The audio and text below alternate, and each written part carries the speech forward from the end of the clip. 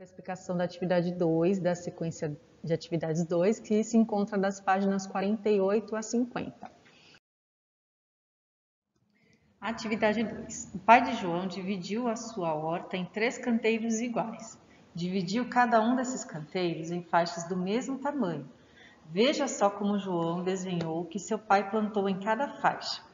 Então vejam, aqui a gente tem a representação, né, de cada um dos alimentos que foram plantados e as faixas que eles ocupam em cada um dos canteiros, ok?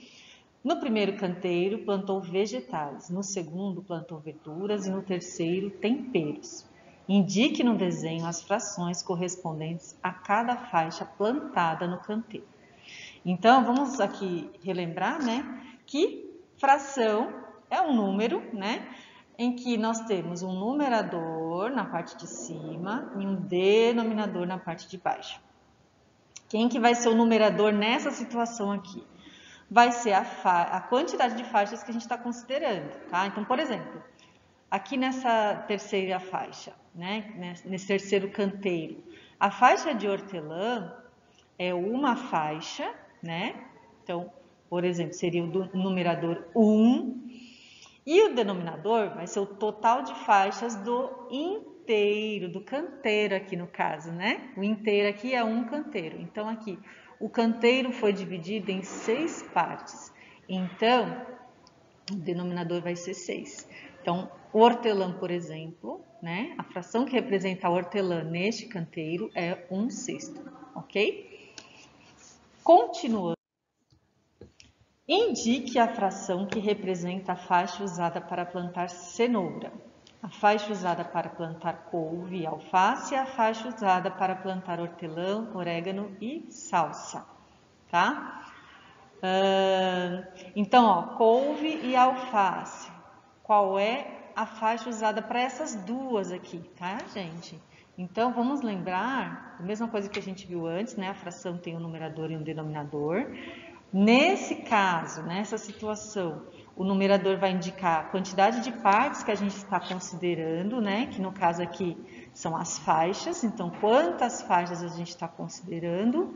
E o denominador, o total de partes que o inteiro foi dividido. E nesse caso, o total de faixas que o canteiro foi dividido, tá? Então, por exemplo, a faixa usada para plantar couve e alface, para essas duas aqui, couve e alface, juntando as duas, certo? Então, 2 faixas do total de 4 faixas, ok?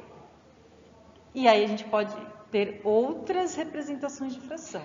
Olhando para o desenho aqui, por exemplo, a gente vê que couve e alface representam a metade desse canteiro aqui, desse segundo canteiro, tá bom? Então, eu poderia fazer a fração 1/2 ou 2/4, que representam a mesma quantidade, tá?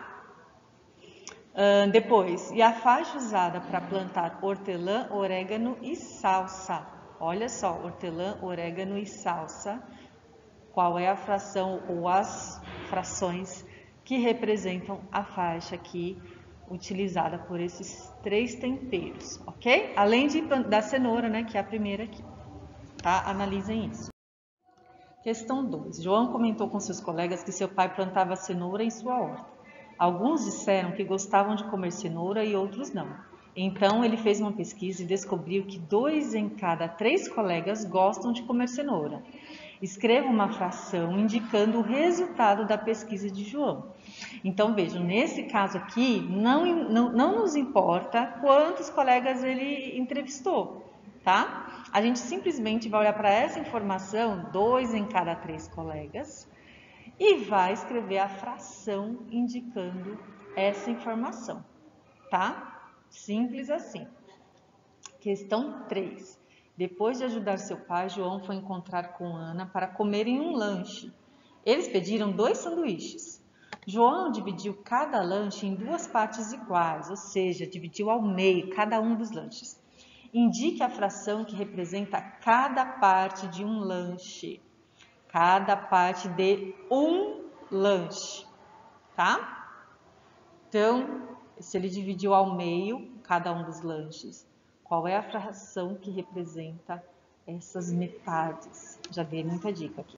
Continuando. Ana disse que não estava com muita fome e que queria comer apenas um meio. O que é isso? Metade do lanche. Tá? Então, ela vai comer só metade. E que o colega poderia comer o restante. Se João comer seu sanduíche inteiro, né, gente? E a parte que Ana deixou, que fração representa a quantidade de lanche que João comeu? E aí? Então, representem aqui com desenho, vocês podem fazer para ilustrar a situação. E também é importante lembrar, né, gente? Aqui, ó.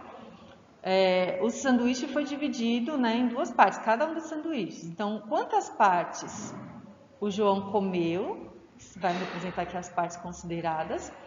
E o total de partes que o inteiro foi dividido. O inteiro, no caso, é um sanduíche, ok?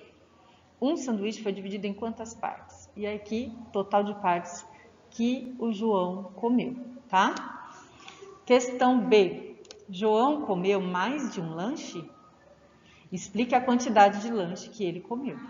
Então, por isso que aqui é interessante vocês fazerem um desenho, tá? Só para ilustrar a situação e vai ajudar vocês a explicarem aqui quanto que ele comeu. Item C. No sábado à noite, na casa de Ana, foram compradas 2 pizzas. Cada uma delas foi dividida em 8 partes iguais. A família de Ana comeu 12 pedaços de pizza. Qual é a fração que representa a porção de pizza consumida na casa de Ana? Então, gente, para essa situação é a mesma ideia que aqui, ó. Quantidade de partes consideradas, ou seja, quantidade de pedaços de pizzas que a família comeu, sobre o total de partes em que o inteiro, que no caso aqui é uma pizza, foi dividida, tá? Cuidado na hora de representar a fração. E na roda de conversa nós temos, Ana comeu 2/8 a pizza, seu irmão comeu 5/8 e sua mãe 1/8. Quem comeu mais pizza? Comparem aqui, tá? Então, lembrando aqui, ó, a pizza foi dividida em 8 pedaços. Então, a Ana comeu 2 pedaços, 2 de 8, né? Ou 2 pedaços em 8 do total. O irmão, 5 em 8 e sua mãe, 1 em 8. Quem comeu mais pizza? Agora ficou fácil de responder, hein? Quem comeu menos pizza? E aí, explique como você fez para descobrir. Que aí, cada um coloca a sua estratégia, tá?